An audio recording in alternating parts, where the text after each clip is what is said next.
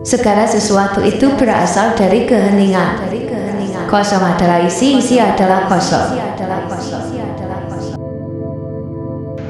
Salam kesejahteraan, salam kebebasan.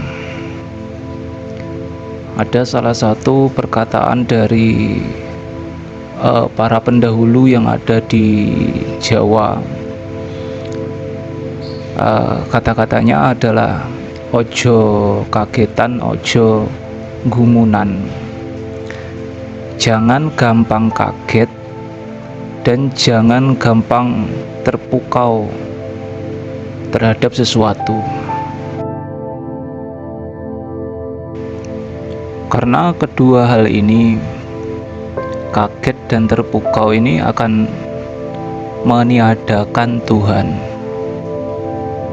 Wah, ekstrim sekali, ya toh. Seketika diri kita ini kaget, seketika diri kita ini terpukau, di situ langsung meniadakan Tuhan. Ketika Tuhan telah tiada, maka yang berperan adalah kepribadiannya. Kepribadiannya itu isinya ya seperti itu. Dia menciptakan kerajaannya sendiri, kerajaan ego, kerajaan setan, dan kerajaan malaikat. Tapi kerajaan ini ketika berjalan, kerajaan ini yang paling dominan adalah si setan. Ada kata-kata lain yang berkaitan dengan ini, yaitu keheningan itu adalah awal dari segala sesuatu. Segala sesuatu itu sebenarnya tidak ada karena diadakan. Yang mengadakan adalah keheningan itu sendiri. Keheningan itu adalah sebenarnya diri, bisa disebut dengan Tuhan. Ketika ada manusia yang telah diperkenalkan diri, atau keheningan telah memperkenalkan dirinya pada si manusia itu, lalu si manusia itu menceritakan kepada manusia yang lain. Apakah bisa manusia yang lain itu yang diceritakan itu mengerti tentang keheningan yang dimaksud oleh yang bercerita? Ya, tidak tahu, tidak akan bisa mengerti. Maka kebenaran tentang keheningan atau Tuhan itu tidak bisa dibagikan kepada manusia yang lain, kepada pikiran yang lain. Karena ketika dibagikan ya seperti itu. Si manusia itu akan mencari pada perpustakaan pikirannya sendiri. Di sana tidak ada pengertian yang benar, sebenar-benarnya benar tentang keheningan atau Tuhan. Sebelum keheningan atau Tuhan itu memperkenalkan diri pada pikiran.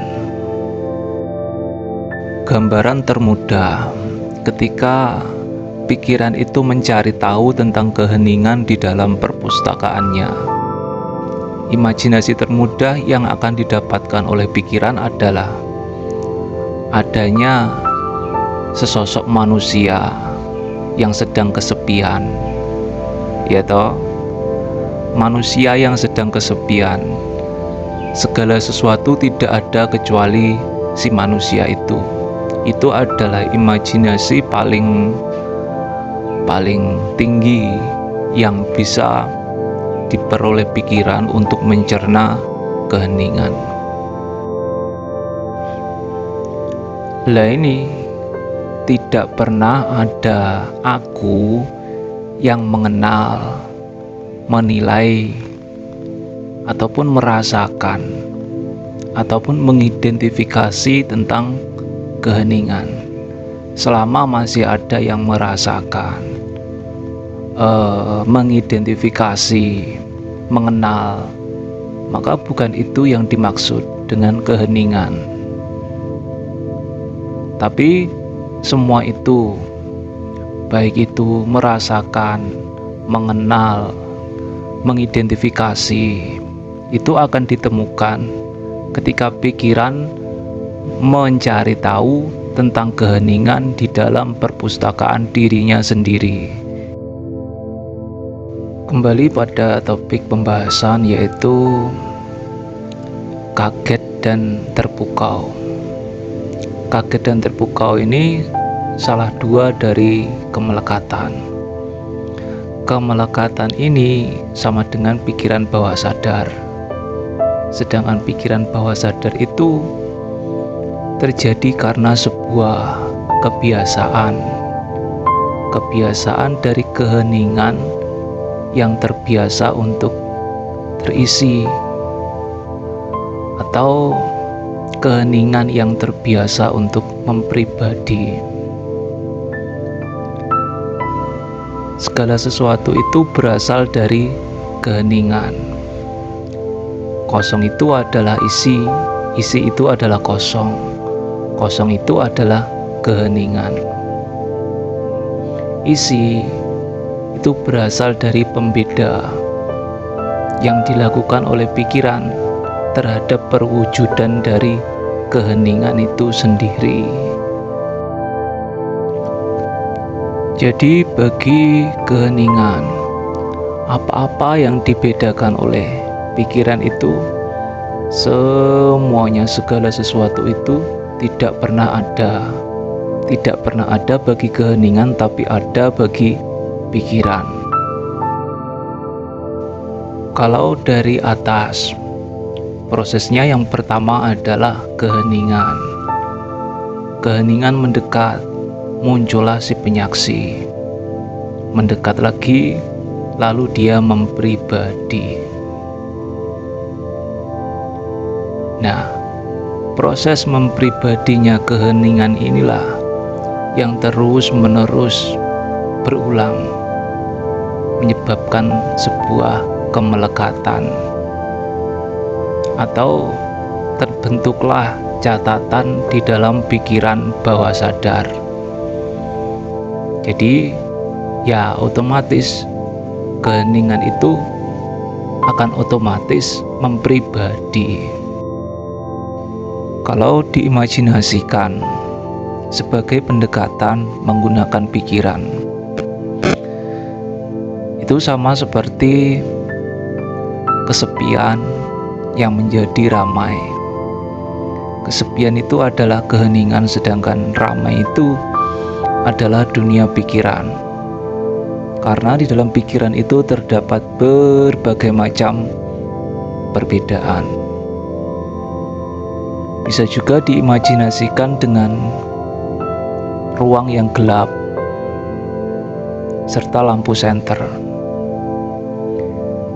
Di dalam ruang yang gelap itu, apa-apa yang ada di dalamnya tidak terlihat, ya toh. Lalu dinyalakanlah lampu senter dan terlihatlah berbagai macam benda yang ada di ruang gelap itu. Satu persatu terlihat. Ruang gelap itu adalah keheningan, sedangkan lampu senter adalah pikiran. Gimana ini pembahasannya kok bisa sampai ke sini? Ya toh, judulnya belum tersentuh sama sekali. Karena dari pembahasan itu selalu muncul pertanyaan. Pertanyaan terjawab memunculkan pertanyaan yang lain.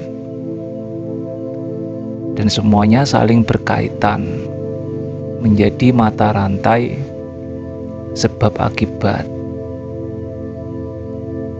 Lalu berputar ke tempat yang sama. Memang seperti itu adanya. Mau gimana lagi ya toh? Apa yang membedakan antara manusia yang satu dengan manusia yang lain? Skip untuk tubuh fisik. Yang membedakan cuma pikiran, karena semua manusia akan kembali pada keheningan. Keheningannya sama. Yang membedakan adalah pikiran. Nah, kalau yang membedakan manusia yang satu dengan manusia yang lain itu adalah pikiran, maka ketika ada satu manusia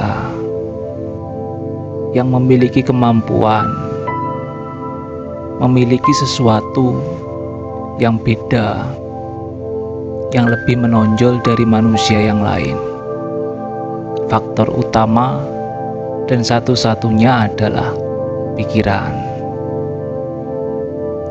Kalau si manusia yang satu itu bisa seperti itu,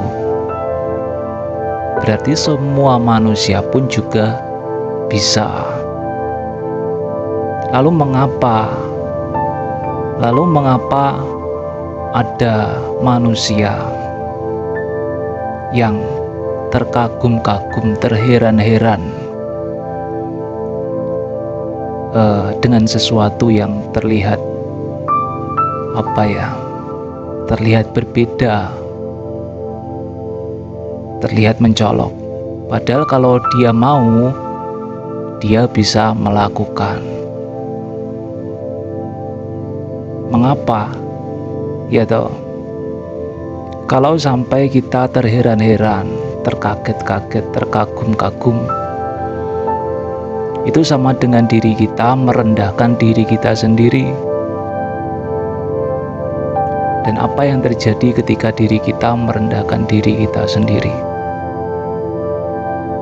Ya, kita akan terjatuh. Selain itu, ketika kita terkaget-kaget, terheran-heran, dan Tuhan, sesuatu yang disebut Tuhan itu telah tiada, kontrol utama itu tiada, berarti kita telah dikendalikan, kita telah dikontrol dari luar. Ya, tidak apa-apa. Bagi yang ingin merendahkan dirinya sendiri, bagi yang selalu ingin dikendalikan, dikontrol oleh orang lain, ya tidak apa-apa. Ya toh, kalau mau ya silakan. Orang masing-masing dari diri kita ini loh, dari sudut pandang masing-masing loh ya, diri kita ini sebenarnya adalah raja. Sebenarnya seperti itu. Tapi raja ini terbiasa untuk menunduk.